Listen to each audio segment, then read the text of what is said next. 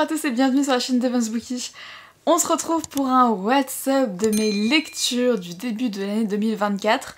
Vous allez voir que le bilan est assez correct. Voilà, correct c'est le bon mot. J'ai pas lu énormément en fait en janvier, et pas non plus énormément début février. J'ai eu une petite panne de lecture début janvier, ce qui a fait que j'ai vraiment ramé dans la suite de mes lectures. J'ai même abandonné une de mes lectures en cours de route alors que ça m'arrive jamais. D'accord, ça n'arrive jamais.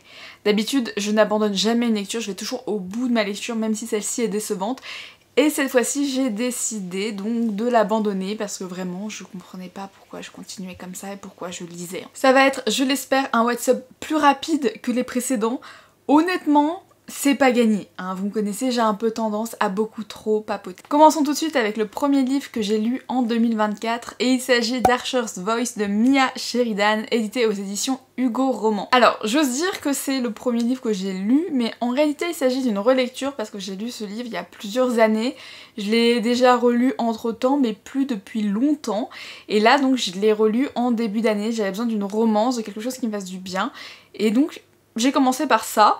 Notamment parce que je suis tombée sur un TikTok qui parlait de ce livre et je me suis dit mais oui, c'est l'occasion ou jamais de le relire. Dans cette histoire, nous suivons Brie Prescott qui a choisi la petite ville de Pellion pour retrouver la paix qu'elle recherche désespérément. Après avoir vécu un épisode traumatisant dans sa ville natale, plier bagage avec sa chienne et ce jusqu'à nouvel ordre lui paraissait le meilleur moyen de prendre un nouveau départ. À peine installée dans sa maison près du lac, elle croise Archer Hale, un homme solitaire et mystérieux qui cache au fond de lui une profonde souffrance. Un homme que personne ne voit. Un homme qui a perdu sa voix. Certaines histoires doivent tomber dans l'oubli et d'autres sortir du silence. Ensemble, trouveront-ils la clé de la liberté? C'est une histoire qui est toute douce, qui est quand même... Alors douce, oui et non, dans le sens où la romance, c'est une belle romance.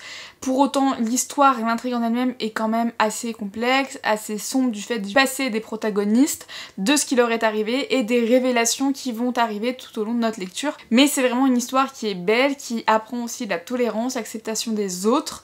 Et ça, c'est une des raisons qui m'a fait aimer autant cette histoire. Donc vraiment, c'est une très belle première lecture. Continuons avec la lecture qui m'a fait ramer. Hein, soyons honnêtes, utilisons les bons termes, j'ai vraiment ramé pendant cette lecture.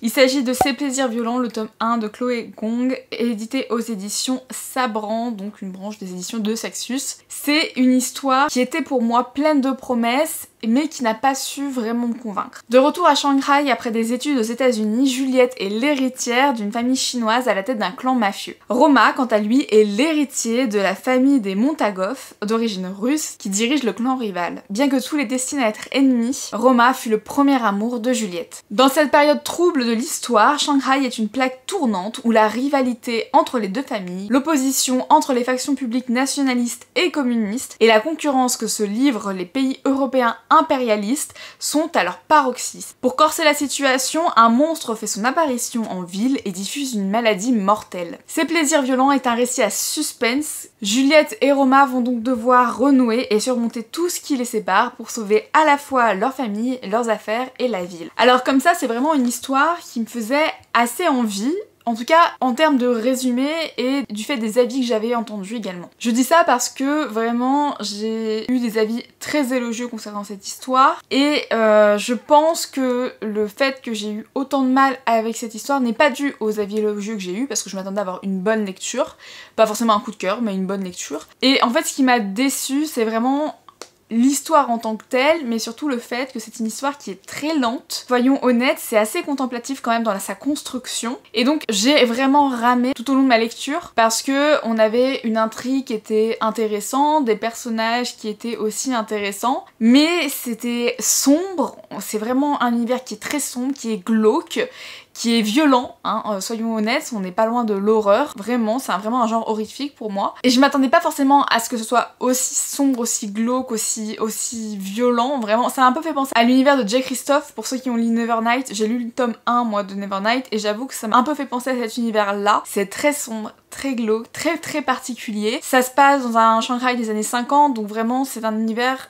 déjà où la drogue était très présente, où on avait vraiment un contexte assez sombre. Ça se passe pas loin d'un port, donc on a cette sensation d'être vraiment plongée dans l'univers, alors c'est très bien écrit, hein, soyons honnêtes, puisque moi j'ai vraiment l'impression d'être dans ce port, de sentir les odeurs, mais les odeurs nauséabondes de cette eau qui est comment dire, qui est sale, qui n'est pas une eau propre, avec l'odeur des usines, du poisson, des morts, enfin du sang, de ce monstre, de cette maladie qui fait rage dans cette ville. Et j'avoue que je pense que je l'ai pas lu au bon moment parce que j'aurais pas dû le lire à ce moment-là précis de ma vie parce que j'étais pas dans un bon état d'esprit et que ça a vraiment rajouté à mon sentiment de... Je respirais fort quoi, j'avais du mal à avancer, c'était vraiment très lent pour moi et je ramais en fait dans la construction de l'histoire, je ramais dans ma lecture et j'avançais très lentement dans cette histoire, ce qui fait d'ailleurs que j'ai lu très peu de livres en janvier en fait. C'est à cause de cette histoire qui m'a vraiment plongée dans un monde et dans un mood très particulier, très sombre et duquel j'ai du mal à sortir. Après c'est une histoire qui est aussi très bien écrite, on a beaucoup de rebondissements, on est au cœur d'une intrigue à la fois politique, policière, une intrigue aussi un peu amoureuse qui est quand même très sombre et pleine de mystères. Et donc vraiment l'intrigue en tant que telle est très bien écrite, elle amène exactement là où l'auteur veut nous amener, c'est addictif en tant que tel, puisque vraiment on est plongé dans l'histoire et que la plume de l'auteur nous transporte très facilement, puisque je vous le dis, je l'ai vraiment senti et vécu finalement l'univers. Pour autant moi c'était vraiment un moment où je pense que j'aurais pas dû lire cette histoire à ce moment-là, parce que j'étais pas dans le bon état d'esprit, je l'ai vraiment lu pour dire de le lire en fait, c'était vraiment ça. C'est-à-dire que j'avais envie de lire à ce moment-là, je savais pas quoi lire, ça faisait un moment que j'avais pas lu, et je me suis dit, bah let's go, vas-y, faut que tu commences un livre pour 2024, c'était vraiment ça. Commence avec ta première lecture de l'année, et je regarde ma pile à lire, et je vois ces plaisirs violents, je suis oui bah pourquoi pas, j'ai qu'à lire ça, ça a l'air pas mal. Sans plus d'entrain que ça, et ça a été vraiment ma première lecture de l'année 2024, puisque Archer Voice, je l'ai lu en parallèle en fait de cette histoire, et je l'ai lu un peu après avoir commencé celle-ci. Ce qui explique que je vous le présente avant, parce qu'en fait je l'ai terminé avant Ces plaisirs violents, parce que j'ai dû faire une pause dans Ces plaisirs violents, parce que c'était compliqué pour moi de réussir à tenir et à suivre ce rythme, mais c'est quand même une qui globalement je pense plaît, et peut plaire vraiment, et aurait pu me plaire, juste pas à ce moment-là, juste pas comme ça. Donc en fait finalement je pense que c'est plus une question de timing, j'aurais sans doute pas dû le lire à ce moment-là, tant pis, c'est fait. De toute façon j'ai le tome 2 dans ma pile à lire, donc je pense que je le sortirai pas tout de suite, parce que c'est encore assez frais dans ma tête, le problème que j'ai ressenti en lisant Ces plaisirs violents, mais je lirai à un moment donné le tome 2 et je pourrais me faire vraiment mon avis de si j'apprécie ou pas, si c'est vraiment le temps, la temporalité qui a fait que j'aurais pas dû lire à ce moment-là, mais qu'en fait c'est une histoire qui me plaît énormément. Je ne sais pas. À la suite de cette lecture vraiment très mitigée, j'ai enchaîné avec Long Story Short de Lucille Jones, édité aux éditions Hugo Roman. C'est un livre que j'ai reçu pour Noël, c'est une romance. Et c'est un livre qui, lorsque j'ai terminé en tout cas Ces plaisirs violents, m'a fait passer un bon moment. Voilà, c'était vraiment un livre où je me suis dit... De toute façon, avant de le commencer, c'est une romance, ce sera léger, ça va te faire du bien de changer d'univers et de passer à autre chose que Ces plaisirs violents parce que t'en as besoin. Nous suivons donc Tilly qui n'a qu'une obsession, devenir autrice. C'est pour ça qu'elle a quitté sa ville natale sans un regard en arrière. C'est pour ça qu'elle a rejoint l'université réputée de Pittsburgh et c'est pour ça qu'elle ne laissera rien se mettre en travers de sa route. Alors quand elle découvre l'identité de son nouveau professeur d'écriture créative, elle croit d'abord à une mauvaise blague. Alors, le problème n'est pas qu'il soit terriblement jeune, ni même qu'il entraîne l'équipe de soccer de sa fac, ça elle pourrait s'y faire. Non, le vrai souci, c'est qu'il est tout sauf un écrivain sérieux, selon elle. Parce qu'en l'occurrence, il s'agit d'un auteur de romance. Et pour elle, la romance est tout sauf un genre que l'on peut estimer. Ajoutez à cela le fait qu'il se révèle être un parfait connard, elle a un petit peu de mal, même s'il est très séduisant. Je vous l'ai dit, c'est une romance que j'ai lue après Ces plaisirs violents et c'était vraiment ce qu'il me fallait. Ça m'a fait un bien fou, voilà. J'avais l'impression de reprendre ma respiration, d'avoir un truc léger comme ça, doux. Ça fait du bien quoi. Ça fait du bien et c'est pas une relation, comment dire, malsaine. C'est pas une relation de professeur et d'élève comme on pourrait lire avec une lycéenne et quelqu'un qui a plus de 30 ans. C'est absolument pas le cas. C'est vraiment une relation qui est saine, qui est belle, qui est bien écrite, qui vous fera rire. Donc voilà, c'est vraiment une bonne romance, une romance légère comme on les aime. Après m'être lancée dans le contemporain, je me suis dit que ça y est, je pouvais repasser à un autre genre et repasser à de la fantasy ou à du fantastique. Et c'est pour ça que je me suis lancée dans le tome 1 des couronnes de Nyaxia, et plus exactement dans Le Serpent et le Descendant de la Nuit de Carissa Broadbent, édité aux éditions Bookmark. Un livre dont vous avez sans doute déjà entendu parler, un livre qui a fait beaucoup parler au moment de sa sortie, même avant sa sortie, puisqu'il était très attendu et que les avis étaient vraiment dithyrambiques, ils étaient vraiment extrêmement positifs sur cette histoire. Oraya est la fille adoptive et humaine du roi des vampires des descendants de la nuit. Elle a donc dû se créer une place dans un monde qui est fait pour la détruire. Finalement, sa seule chance de représenter autre chose qu'une proie, c'est de participer au Kejari, le légendaire tournoi organisé par la déesse de la mort elle-même. Face aux plus féroces guerriers venus des 3 maisons vampires, la victoire est loin d'être facile. Pour survivre, Oraya va devoir s'allier à un mystérieux rival, Rain. Rain, c'est le danger incarné. En plus d'être un vampire impitoyable, un tueur hors pair et un ennemi de la couronne, il est surtout le plus grand de ses adversaires. Mais ce qui effraie le plus Oraya, c'est peut-être l'étrange attirance qu'elle ressent pour lui. Dans un monde où la compassion n'a pas sa place et où la guerre menace d'éclater, Oraya va voir toutes ses certitudes voler en éclats. Est-ce que ce serait étonnant? Finalement, je vous dis que cette histoire a été un coup de cœur. Au vu des avis positifs de l'ensemble de la population, non. Voilà, ça a été un très gros coup de cœur. J'ai adoré l'intrigue, j'ai adoré les rebondissements, j'ai adoré la fin. J'ai hâte de pouvoir lire le tome 2 parce que vraiment le tome 2 promet de très belles choses. Je sais pas s'il a été annoncé en France, je crois pas. En tout cas, c'est vraiment un livre qui me fait extrêmement envie. J'ai vraiment hâte de pouvoir continuer de lire la suite parce que le tome 1 m'a totalement convaincue. On passe de rebondissement en rebondissement, même s'il y a des choses dont on se doute, dont on imagine la possibilité. Vraiment, la fin est incroyable. On a beaucoup de questions et des réponses restent en suspens encore à la fin du tome 1. Donc j'espère avoir la réponse à ces questions dans le tome 2. Donc j'attends maintenant qu'ils sortent. J'attends juste qu'ils sortent. Je vous ai dit, une de mes résolutions de cette année est de baisser ma pile à lire et donc d'avancer dans mes lectures. Et notamment dans mes lectures en cours parce que j'ai quelques livres qui sont en cours. Alors, en cours, tout est relatif, d'accord? C'est juste qu'ils sont ouverts sur ma liseuse et ce qui fait qu'ils sont mis dans la catégorie lecture en cours. Pour la plupart, c'est des livres que j'ai juste ouverts en me disant tu le liras après et je les ai jamais lus. Et c'est le cas notamment d'une histoire, donc de 12 tentations de Casey Lynn, éditée aux éditions Juno Publishing.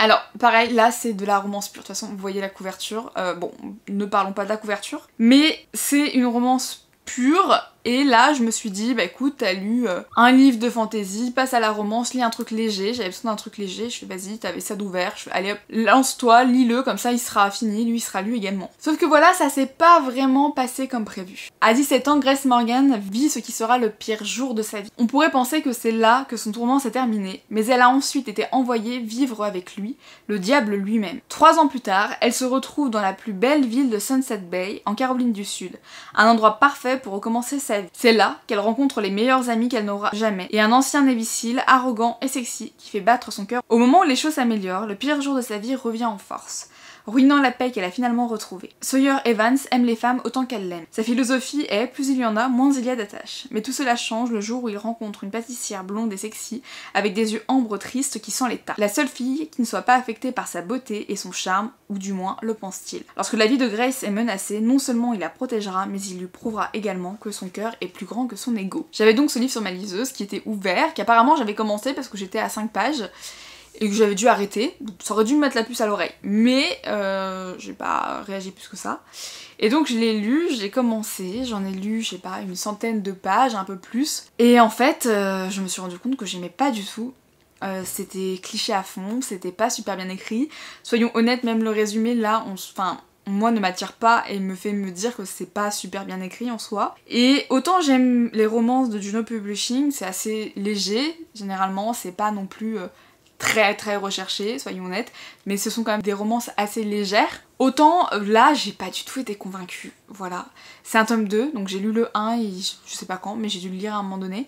Et j'avoue que le tome 2 m'a pas du tout convaincue, et c'est la première fois en je ne sais combien d'années que j'abandonne une lecture, parce que le livre ne me convainc pas, parce que l'histoire ne me convainc pas, et en fait je le lisais, et je continuais d'avancer, j'avançais et je fais pas en fait. Alors j'aimais pas ce que je lisais, c'était cliché, les surnoms c'était pas possible, la façon dont c'était écrit, la plume, c'était des fois grossier, c'était lourd, c'était même pas, en fait c'était pas une romance comme je les aime.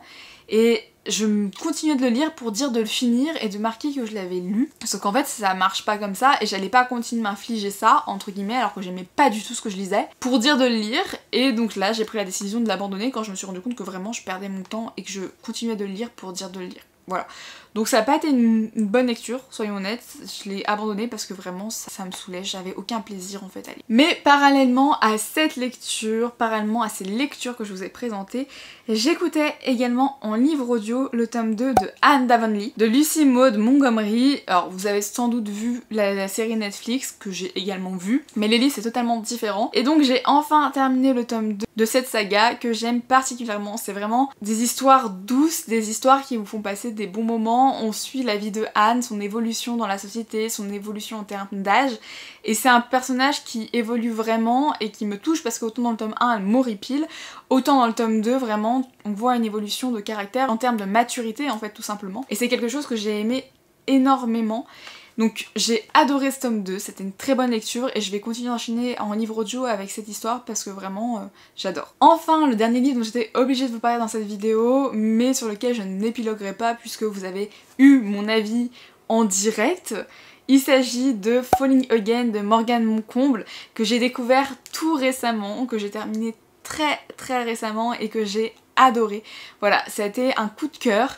J'ai adoré cette lecture, c'est tellement bien écrit, c'est addictif, même si vraiment la première partie, j'étais là oui c'est bien mais sans plus, mais alors la deuxième partie m'a tellement convaincue. J'ai tellement adoré l'univers dans lequel j'étais plongée, les rebondissements, les personnages qui sont tellement attachants, qui sont tellement humains, tellement réalistes, tellement sincères, que c'en est touchant, que bah voilà, j'ai adoré, c'était un coup de cœur, je ne pouvais en fait que aimer cette histoire, et c'était merveilleux, voilà, c'était vraiment une lecture incroyable. Et voilà, c'est tout pour ce What's Up du début de l'année 2024, j'espère qu'il vous aura plu, je vous retrouve très vite pour une nouvelle vidéo, et je vous dis à bientôt sur la chaîne.